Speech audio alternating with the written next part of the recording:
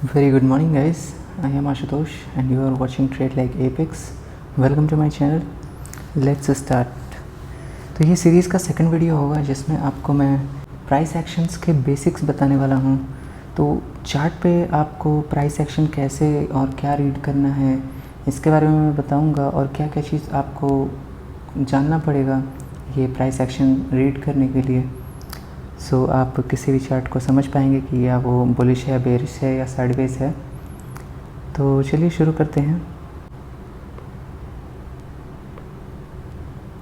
सबसे पहले आ जाते हैं हम निफ्टी के चार्ट पर। सो मैं ड्राइंग्स को रिमूव कर लेता हूँ और इंडिकेटर्स को मैं ऑफ़ कर देता हूँ।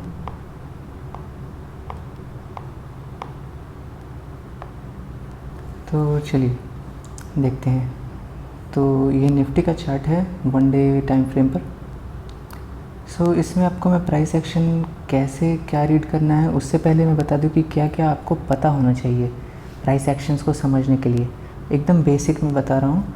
सो सपोर्ट क्या है, रेजिस्टेंस क्या है, मैं पहले ये बताता हूँ। सबसे पहले पॉइंट ये होगा।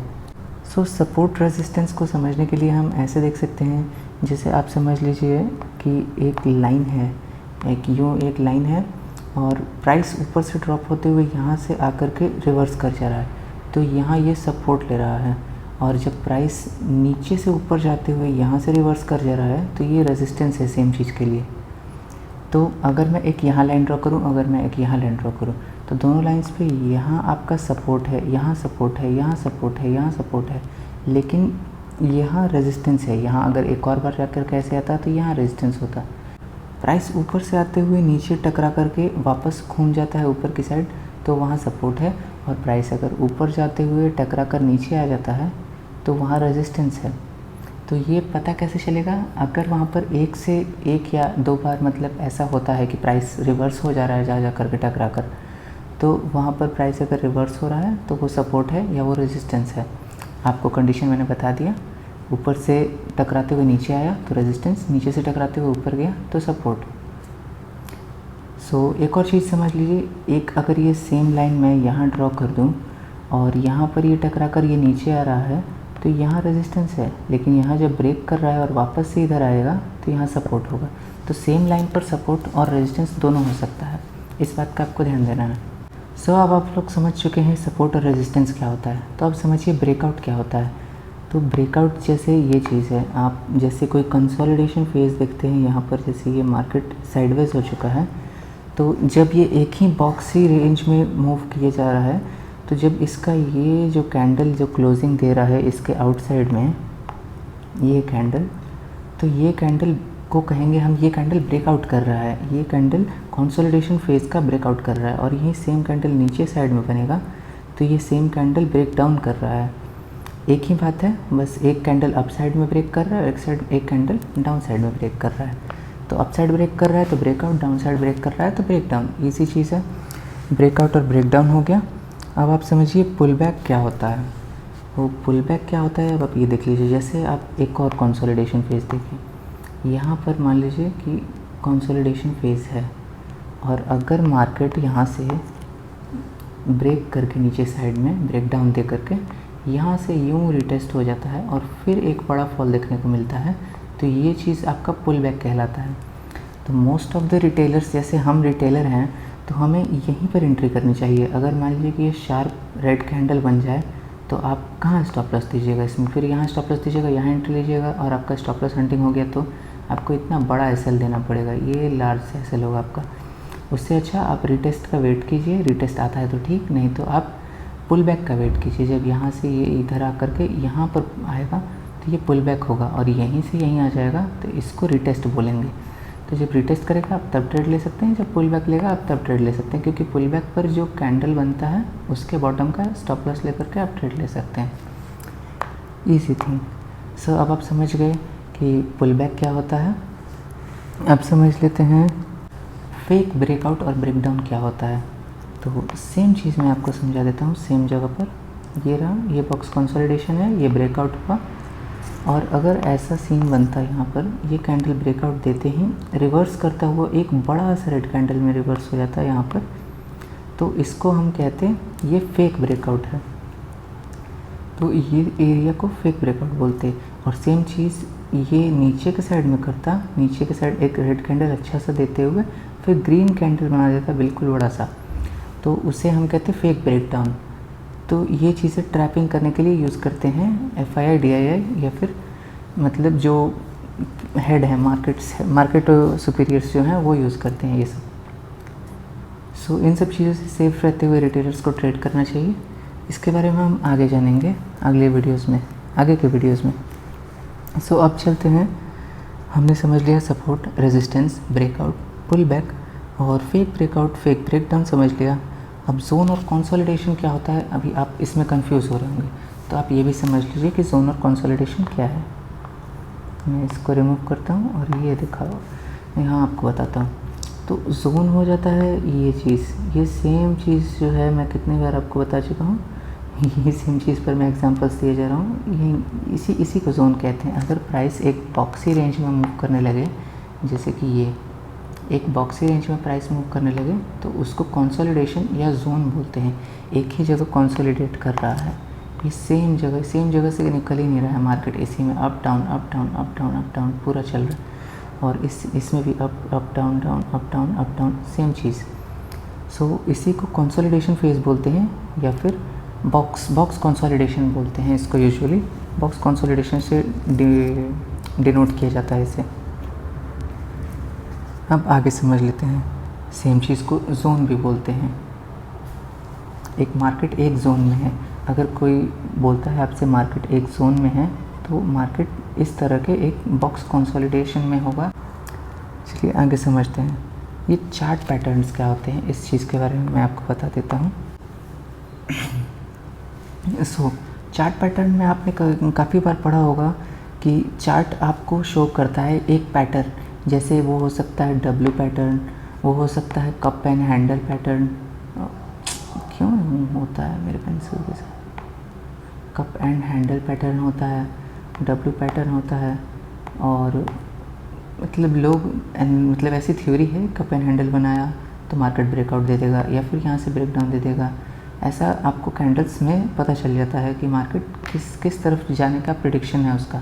अगर मार्केट नीचे से आता हुआ कप एंड हैंडल बना रहा है तो होपफुली वो ब्रेकआउट ही देगा। अगर मार्केट ऊपर से आता हुआ कप एंड हैंडल बना रहा है यूँ इस तरह से, तो वो ब्रेकडाउन दे देगा। सो मार्केट के फ्लो को बताता है। W पैटर्न अगर नीचे से आ रहा है मार्केट, अप ट्रेंड में मार्केट है, तो ये ब्रेकआउट दे देगा। अगर डाउन ट्रेंड में मार्केट है तो ये ब्रेकडाउन दे देगा। Same cheese cup and handle के साथ भी है। सो चार्ट पैटर्न्स यही होते हैं, लेकिन चार्ट पैटर्न्स पे आपको ज़्यादा भरोसा नहीं करना चाहिए। आपको मेन जो प्राइस एक्शन है, सपोर्ट, रेजिस्टेंस और कंसोलिडेशन, और उसके ऊपर कुछ कैंडल्स हैं। कुछ कैंडल्स मैं आपको कैंडल्स के बारे में बताऊंगा, अभी बता देता हूँ। जैसे एक कैंडल का, ये जो कैंडल है गया, ये कैंडल और ये कैंडल, ये सब कैंडल थोड़े इंपॉर्टेंट होते हैं, क्योंकि इसमें पता चलता है कि प्राइस की शिफ्टिंग हो रही है। प्राइस नीचे आ रहा है, जिसमें लंबे विक्स होते हैं, थोड़ी डोजी टाइप की कैंडल होती है, उसमें पता चलता है कि प्राइस में विक्स ज़्यादा आ रहे हैं। तो किस साइड से प्राइस को पुश किया जा रहा है, अप साइड से डाउन साइड पुश किया जा रहा है, या फिर डाउन साइड से अप साइड पुश किया जा रहा है। सो सेम चीज़ कैंडल्स और आपको चार्ट पैटर्न्स मिलकर बता देते हैं कि आपका प्राइस अप जाने वाला है या डाउन जाने वाला है। आपको कंफर्म करते हैं आपके ट्रेड लेने से पहले, या आप सही ट्रेड ले रहे हैं या फिर नहीं ले रहे हैं। अब आप समझ लीजिए कैंडल का रिटेस्ट कैसे होता है। मैंने आपको बताया कि एक ऐसे जो पैटर्न बन जाएगा, अगर आप कोई चार्ट देख रहे हैं उसमें कंसोलिडेशन चल रहा है, तो उसमें आपको देखने को मिलेगा रीटेस्ट। सो यहाँ से अगर ब्रेकडाउन आएगा, रीटेस्ट करके तगड़ा सा फॉल आता है, तो ये चीज़ है रीटेस्ट। तो रीटेस्ट को हम जानेंगे कैसे कि वो रीटेस्ट है या फिर वो मार्केट वहाँ से फेक ब्रेकडाउन दिया हुआ है। सो इस चीज़ को समझने के लिए हम देख सकते हैं यहाँ पर जैसे कंसोलिडेशन फेज़ आया है यहाँ पर इस एरिया में, तो जब मार्केट यहाँ से ब्रेक किया है तो हम इस कैंडल को स्टडी कर लेंगे। जब मार्केट फ्लो में होगा तो ये कैंडल कैसे चल रहा है, क्या इसमें ज़्यादा वॉल्यूम ऐड हो रहा है, क्या ऑप्शंस के प्रीमियम रश हो रहे हैं, बढ़ रहे हैं उतने स्पीड से, वॉल्यूम आ रहा है उनमें। तो उस हिसाब से पता चल जाता है कि इस कैंडल में वॉल्यूम है, तो ये होपफुली ऊपर तक देगा टारगेट। तो टारगेट को डिसाइड करने के लिए कुछ इंडिकेटर्स होते हैं, वो मैं आपको दूसरे वीडियो में ज़रूर बता दूंगा। सो आप कैंडल को पहले समझ लीजिए। कैंडल पैटर्न समझना ब्रेकडाउन या ब्रेकआउट में सबसे इम्पॉर्टेंट होता है। उसी से आपका कन्फर्मेशन होता है कि आपका ट्रेड आपके डायरेक्शन में जाने वाला है या नहीं, और आपका स्टॉप लॉस कितना छोटा होगा। बताइए, यहाँ आपका इतना सा स्टॉप लॉस होगा, और फिर आप टारगेट के लिए आप ट्रेल करते रहिए 50%, 50%, 50% ट्रेल करते रहिए। सो आपको बड़ा टारगेट अचीव हो जाएगा। जैसे ही इतना बुलिश कैंडल बनेगा और ये 50% का आपको ब्रेक करेगा, आप एग्जिट कर देंगे, इसमें कोई प्रॉब्लम नहीं है। यूँ ही ट्रेल करते करते ट्रेडर्स ट्रेड करते हैं, बड़े प्रॉफिट्स बनाते हैं। इसी तरीके से बड़े प्रॉफिट्स बनते हैं। इतनी चीज़ समझने के बाद आप ये समझ लीजिए कि आपको प्राइस एक्शन पर ट्रेडिंग करनी है। आपको इंडिकेटर्स, आपको कोई जादू नहीं मिल जाने वाला है आपको, जिससे आप हमेशा पैसा बनाते रहें। आप टेलीग्राम के कॉल टिप से कोई पैसे नहीं बना सकते हैं। आप यूट्यूबर्स को देख करके, उनके लाइव ट्रेडिंग को देख करके पैसे नहीं बना सकते हैं। आपको खुद समझना होगा कि मार्केट आपसे कहना क्या चाहता है। क्या मार्केट बुलिश है, क्या मार्केट बेयरिश है। आपको प्राइस देख करके समझना होगा। अगर मार्केट बुलिश है तो आप बुलिश ट्रेड लीजिए, बेयरिश है तो बेयरिश ट्रेड लीजिए, और स्टॉप लॉस जितना छोटा लगा सकते हैं उतना छोटा स्टॉप लॉस ढूंढिए। और रिस्क लेने से मत डरिए। रिस्क नहीं लेंगे तो पैसा नहीं बनेगा, सीधा बात है। जब आप देख रहे हैं जैसे ये मार्केट बुलिश कंडीशन में चल रहा है, यहाँ देखिए ये मार्केट पूरा बुलिश रहा है 1 2 3 4 5 डेज़ के लिए। जब ये पिन बार बन रहा है तो आपको समझ में आ जाना चाहिए कि प्राइस को नीचे से पुश किया जा रहा है। तो प्राइस पुश हो रहा है तो आपको होपफुली एक रैली और देखने को मिलेगी, सेम इसी तरह की, इस तरह की रैली एक और दिखेगी। तो आप इसमें आप हिस्सा लीजिए और प्रॉफिट्स बनाइए। और अगर आप ये देखिए, एक सेकंड, ये यहाँ देखिए, जब ये कंसोलिडेशन आपको देखने को मिल रहा था, यहाँ पर ये जो कंसोलिडेशन फेज़ है, इसको क्लोन कर लेते हैं, यहाँ सेट कर लेते हैं। ये कंसोलिडेशन फेज़ जो है, साइडवेज बॉक्स कंसोलिडेशन नहीं बोलेंगे इसे बोलेंगे मार्केट ट्रेंडिंग नहीं हो रहा है, ना ऊपर ना नीचे, ये कंसोलिडेट कर रहा है बस। सो जब ये फेक ब्रेकआउट आया, यहाँ ध्यान दीजिए, मैं आपको तब से यही चीज़ बता रहा हूँ। जब ये फेक ब्रेकआउट आया तो कैंडल में ना वॉल्यूम है, ना स्ट्रेंथफुल कैंडल है, छोटी सी कैंडल है। अब ये कैंडल यहाँ पर क्लोज हो जाती है। जैसे ये सपोर्ट जो है, ये जो पिन बार का सपोर्ट है, अगर इसके नीचे क्लोजिंग देती तो होपफुली वो यहाँ तक आने का चांस था। अगर उससे नीचे क्लोजिंग देती तो ये यहाँ तक आने का चांस था। सो जब यहाँ से रिवर्सल आया और एक दिन, दूसरे दिन और तीसरे दिन जब पता चला कि मार्केट रिवर्स हो चुका है बुलिश साइड में, तो इनके पोजीशन से स्क्वायर ऑफ होने लगेंगे और फिर मार्केट में एक बुलिश मोमेंटम आएगा। सो इस मोमेंटम को कैप्चर करने के लिए आपको ये ज़रूर ध्यान देना होगा कि आपके साथ ट्रैपिंग हुई है या नहीं। आपको ट्रैप किया गया है डाउन साइड के लिए।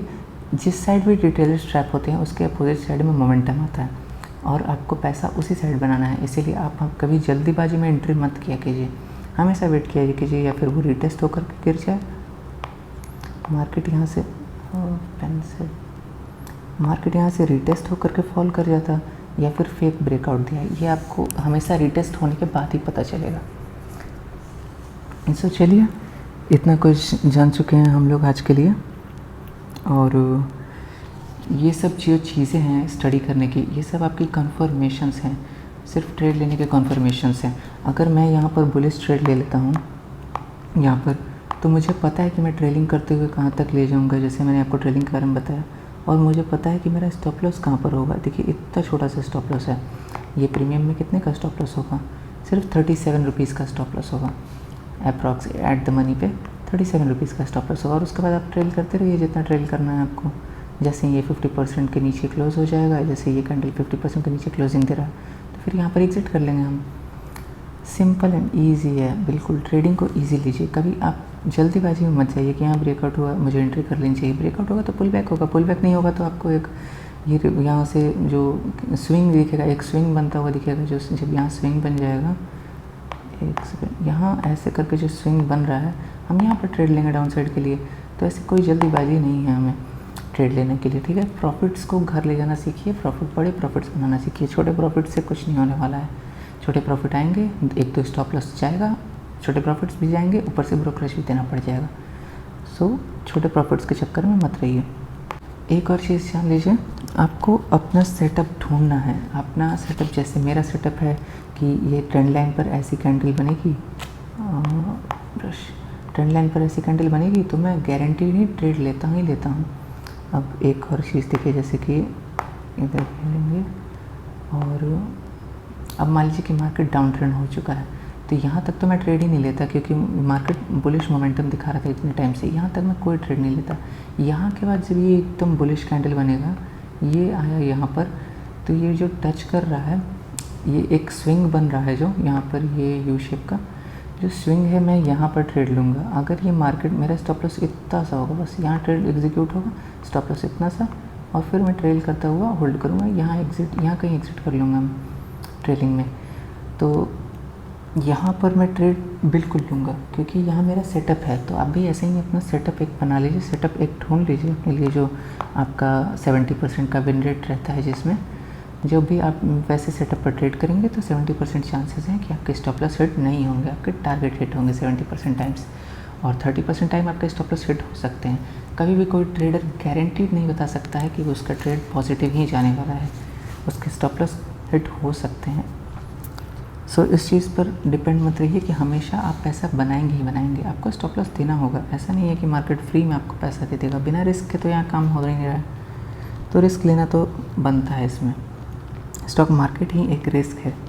सो अपने रिस्क को मैनेज नहीं कीजिएगा तो हमेशा लॉस में ही रहिएगा। चलिए इसी के साथ वीडियो को ख़त्म करते हैं। कुछ अगर आपको समझने में प्रॉब्लम हुआ या फिर नहीं समझ में आया या फिर मेरे समझाने में कोई आपको दिक्कत लगा, आपको कोई प्रॉब्लम है, इससे मैं कुछ गलत कर रहा हूँ, मैं कुछ सही नहीं बता पा रहा हूँ, आपको कोई इन्फॉर्मेशन मैं मिस कर दे रहा हूँ, तो आप कमेंट सेक्शन में ज़रूर से बता दीजिएगा मुझे।